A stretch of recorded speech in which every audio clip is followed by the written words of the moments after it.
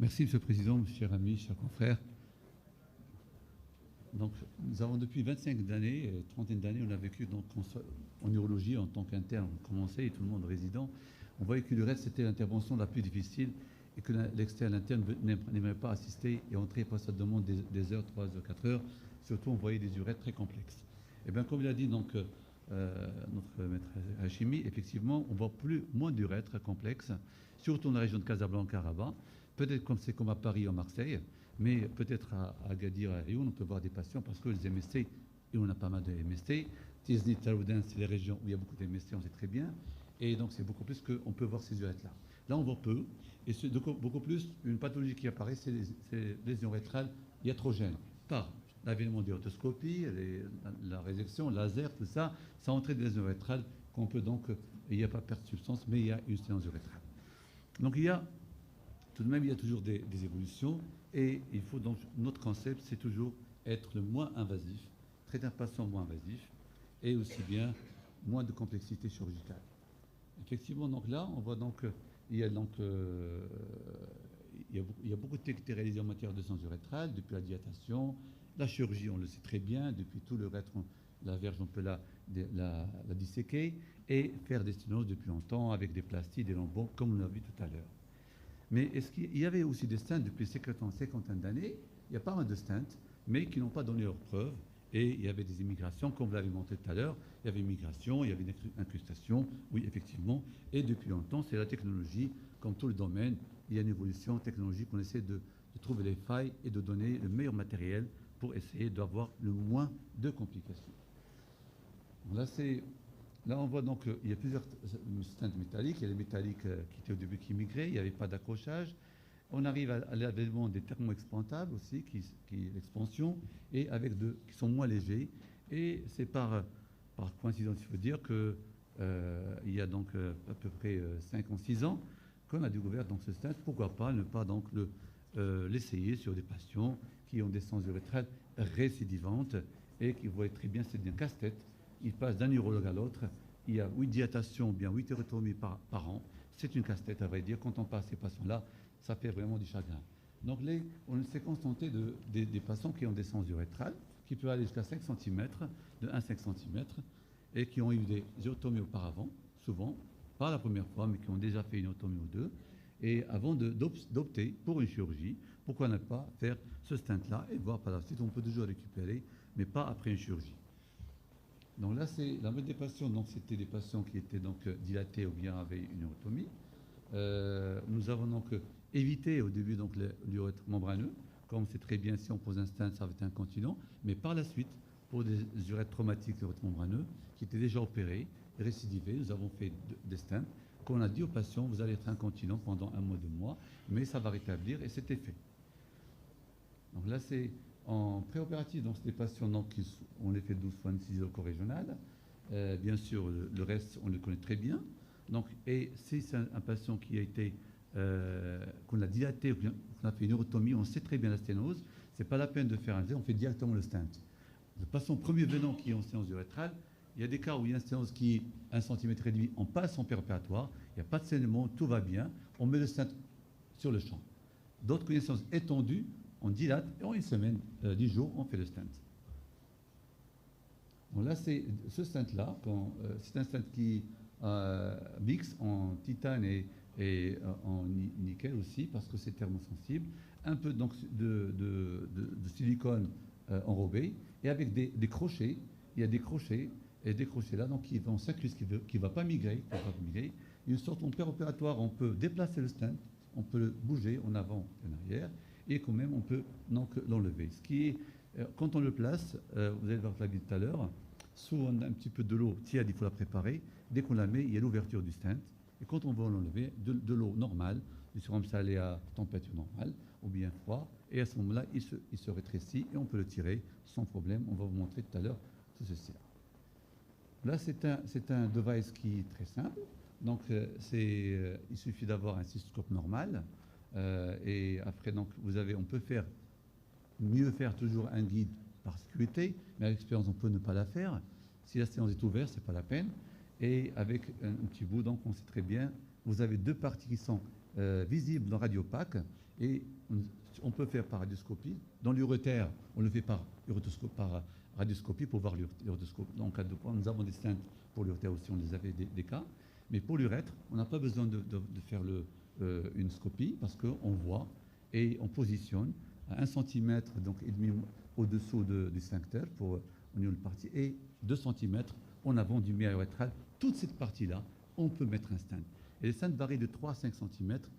Mais si vous avez des stents, vous avez une étendue importante, on peut demander, perfectionner, demander à la boîte de faire un stent, confectionner le stent selon la. Mais souvent, 3 et 5, c'est jouable.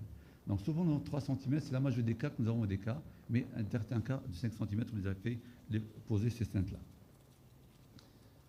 Donc là, le matériel il est tout à fait simple. Il ne faut pas avoir du sérum salé chaud de l'infirmière des fois. Quand on change d'assistante, vous savez très bien, les aides opératoires, pas les aides opératoires, mais les penseuses, eau chaude, ils te ramènent un eau pour lavage de péritonite. Et bien, si ils te ramènent à l'eau chaude, vous allez brûler l'urètre, le méa urétral. Ça, donc il faut un urètre qui est 37 degrés à peu près. Donc c'est tiède, parce que c'est la température du corps humain, 37 degrés. Le stent est fait pour ça, pour être gardé en expansion dans le corps humain à 37 degrés. Donc attention, ça peut arriver, plus souvent, c'est des analphabètes, certains aides-soignantes là. Donc là, on voit donc aussi donc, la langue du stent, on peut la mémoriser, la voir pour commander le stent, ou avoir 3 ou 5 de détails. Là, on voit donc la procédure. Donc, on envoie la sténose, on dépasse la sténose et on pose notre stent. Et qu'on peut, donc, même si on arrive à des fois il déplace, on peut le ramener et le retirer tant qu'on n'a pas fait de l'eau tiède. Et si on peut passer l'eau froide et on arrive. Là, on voit même l'aspect endoscopique péropératoire qu'on peut rentrer sur le champ. On rentre par l'isoscope et on rentre au niveau de la vessie. On est sûr que nous avons ouvert la sténose. Ça peut être 1 cm, 2 cm, 3, on passe. Parce que quand il est petite, on a fait une otomie. Quand c'est en péropératoire, on fait le guide et on arrive à faire l'ouverture donc de la sténose. Et on pose le stent. Donc là, ce qui est bien, c'est sur la table, on presse sur le patient, on voit très bien, tu vois le G. Et ce qui est vraiment exceptionnel, c'est quand le premier patient que j'avais fait donc, en 2017, là c'est un patient qui a été fait 8 urotomies, et c'était un patient toujours entre les urologues, parce que vous savez très bien, toute l'habitude, quand il y a un surgeon dans l'opérotomie, après on lève la sonde, et bien un mois après, il vient pour la dysurie, il faut remettre la sonde pour le dilater sur le casse-tête.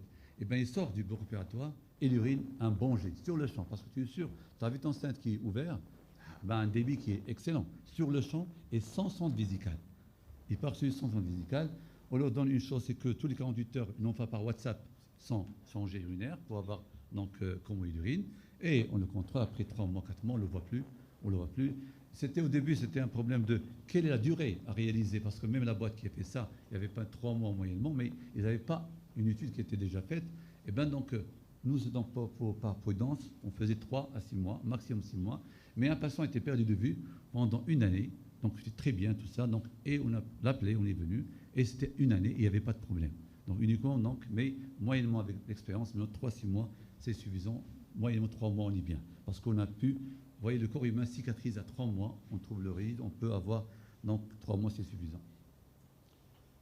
Donc là, c'est quand on lève le stent, on le voit après 3 mois là, ils sont levés. Donc les suites opératoires donc, sont effectivement sont contrôlées, sont tout à fait, il n'y a pas de problème. Et ça nous a encouragé à réaliser ces gestes-là. Et sur ces patients-là, sont passés à aucune orthoplastie pour ces patients-là. Est-ce que parce que nous avons des sténoses uniquement sans perte de substance, 3, 5, 4 cm, 5, il y avait un cas, je me rappelle très bien, qui est venu avec une fistule urétrale, une lithiase enclavée dans l'urètre biopénienne, avec du pus qui sort, un diabétique, qui sont offerts, donc être moins invasif, on a enlevé le calcul, on a mis une sonde vésicale et on a suturé l'urètre et la peau, et après, donc, cicatrisation CRP normale, suivi stérile, tout va bien, on a posé un stent chez lui. Et bien, jusqu'à maintenant, il n'y a aucun problème. Et on a enlevé le stent après 3 mois. Donc là, c'est les données post-opératoires. Donc, on voit donc le débit qui est très très bien, parce qu'on voit le G qui est très très bien chez ce patient-là. Non, ça uniquement avant. Donc les résultats c'était satisfaisants. Donc les étiologies de patients beaucoup plus scléro-inflammatoires. Et 4 iatrogènes après des sondages traumatiques. C'est le cas qu'on voit souvent, ou bien des gestes d'urotoscopie, ou bien de résection. Le temps opératoire, c'est toujours rapide. On va dire quand tu poses un stent, c'est en 10 minutes. Quand c'est 10 minutes, tu poses un stent. Et le patient sort le même jour, il n'y a pas de souci. Donc il y avait un patient qui a fait une petite infection, c'est un diabétique, donc, et qu'on a enlevé le stent après 2 mois. Et le reste, l'évolution était bien. Donc là, c'est les durées de stent qui étaient posées, la durée entre 2 mois, vous voyez, jusqu'à 1 année. Donc c'était donc là un concept qu'on peut dégager, c'est on ne perd pas toujours, faut perdre une chance. On peut, dans les cas qui ont une séance urétrale récidivante, qui récidive après uréctomie, mais quelle que soit la longueur, on peut tenter de mettre un stent.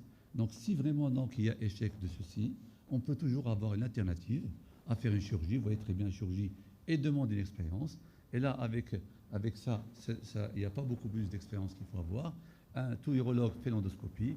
Tout urologue peut gérer donc, ces cas-là et peut même donc, retarder de 4 ans, 5 ans, 6 ans, voire plus, un patient de passer à la table avec toute une chirurgie qui est complexe, qui demande vraiment de créer un centre spécifique. Et en plus, nous avons disparition des séances urétrales dans le monde entier actuellement. Donc là, c'est les séries donc, des stents. C'est vrai dire les stents, les autres stents étaient de mauvaises, il y avait pas mal d'effets secondaires. Donc là, c'est un concept qu'on peut utiliser. Moi, personnellement, j'étais satisfait parce que c'était, quand je vois l'image avant et après, quand je vois M. Kassabi d'Égypte, quand il est venu à Casablanca, Araba plutôt, qu'on voit comment il dissèque le pénis, tu dis, mon Dieu, est-ce que ce pénis va être valable ou pas? Donc c'est déjà, on a vu aussi bien la chute tout à l'heure, tout à fait, mais être moins invasif, c'est le concept actuellement de nos mondes, être moins invasif pour le patient, pour l'urologue et l'endoscopie, on la maîtrise. Donc là, je vais un petit film rapidement, même pas de 2 minutes. Vous illustrer ceci.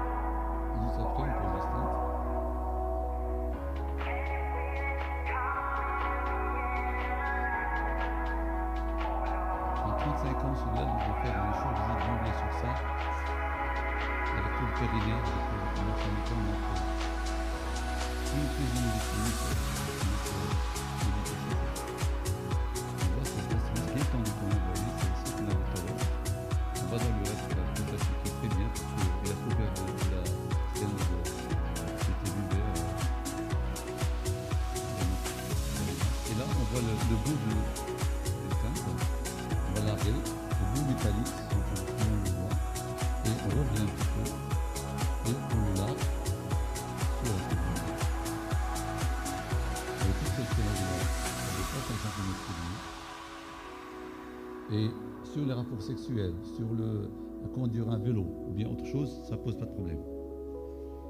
Donc, il n'y a aucun souci. Conduire une voiture, un vélo, faire un footing, un rapport sexuel, ça ne joue pas. Et ça ne joue pas.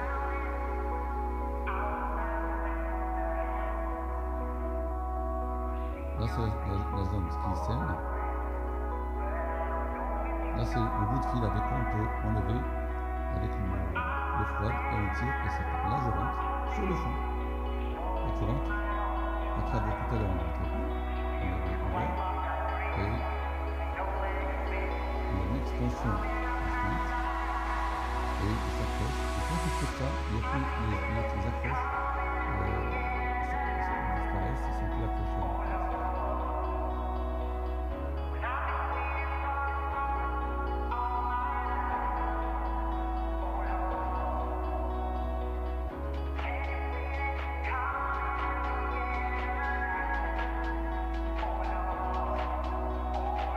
c'est on va faire l'extraction du stent.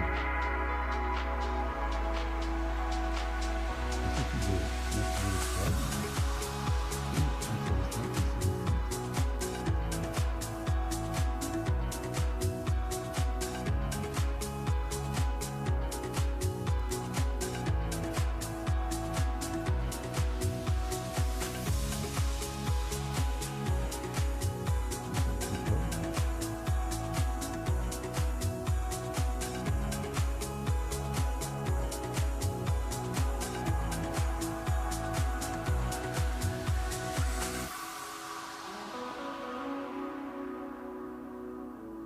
Là, c'est nous envoie de WhatsApp chez lui, donc souvent des gens qui viennent de voir. Donc ça, c'est le stent. Je vous remercie. Excellent.